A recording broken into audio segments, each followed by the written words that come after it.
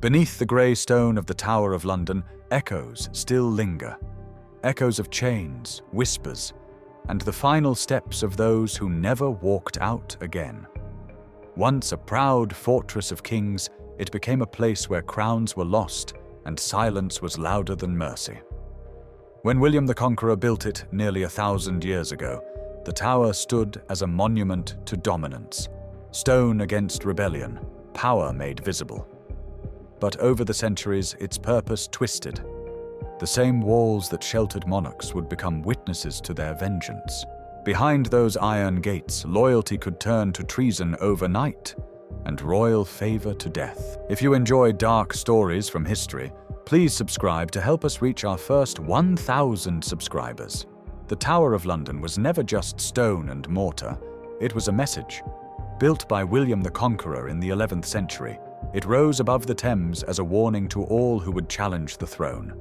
For centuries, it served as royal palace, treasury, armory, and prison, a symbol of England's iron order.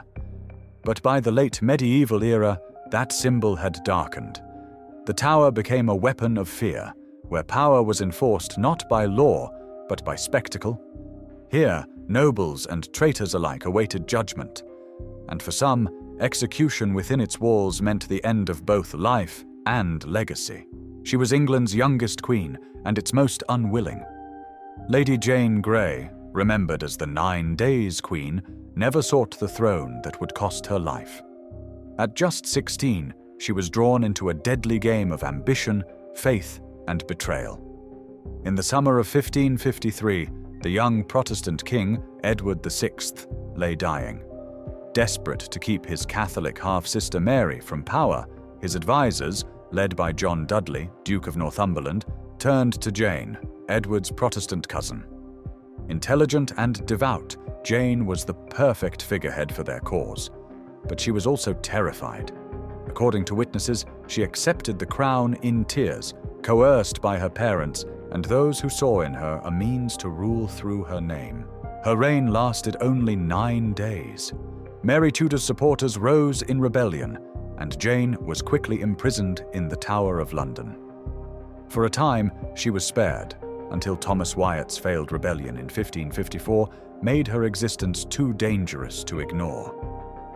On the morning of February 12th, Jane walked calmly to the scaffold on Tower Green.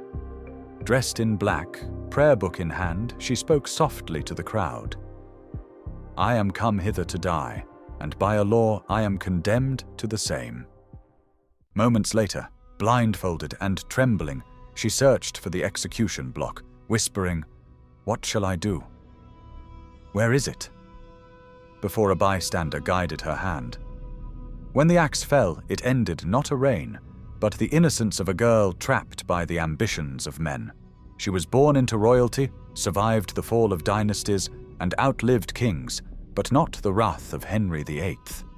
Margaret Pole, Countess of Salisbury, was one of the last surviving members of the Plantagenet line, a living reminder of a rival claim to the throne.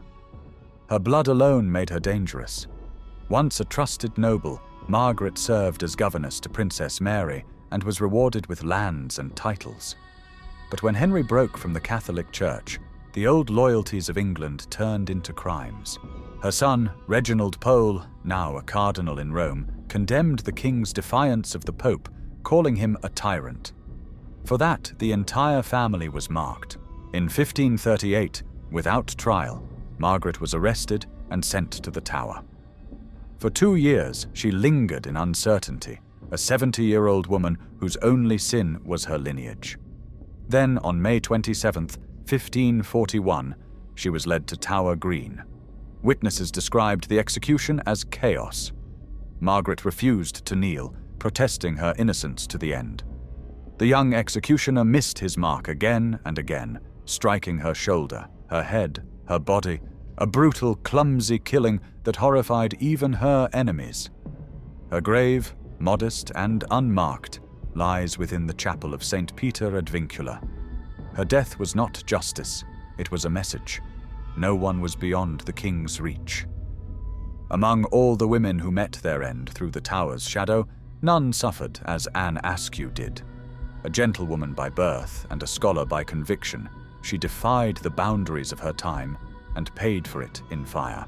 Born in 1521 to a wealthy Lincolnshire family, Anne was bright, well-read, and fiercely devoted to the new Protestant faith spreading through England.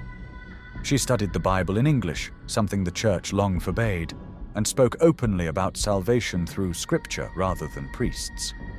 Married against her will to a Catholic husband, she soon left him, a scandalous act that drew the crown's attention. In 1545, she was arrested for preaching forbidden ideas, but released after questioning. Her reprieve was brief. The following year, she was seized again and brought to the Tower of London, interrogated by order of Lord Chancellor Thomas Wriothesley and Sir Richard Rich. When she refused to name fellow reformers, they resorted to torture. Anne was racked so brutally that she could no longer stand.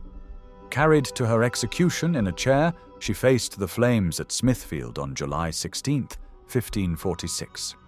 A bag of gunpowder was tied to her body to hasten death.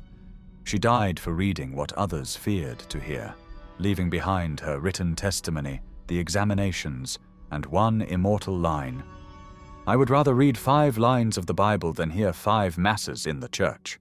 She was barely 17 when she caught the eye of a king, a girl radiant with youth and charm, stepping into a court that devoured both. Catherine Howard, the 5th wife of Henry VIII, would enter the Tower of London not as a queen, but as a condemned traitor. Catherine was a cousin of Anne Boleyn and a member of the powerful Howard family. Raised in the household of the Dowager Duchess of Norfolk, she grew up amid gossip, flirtation, and neglect.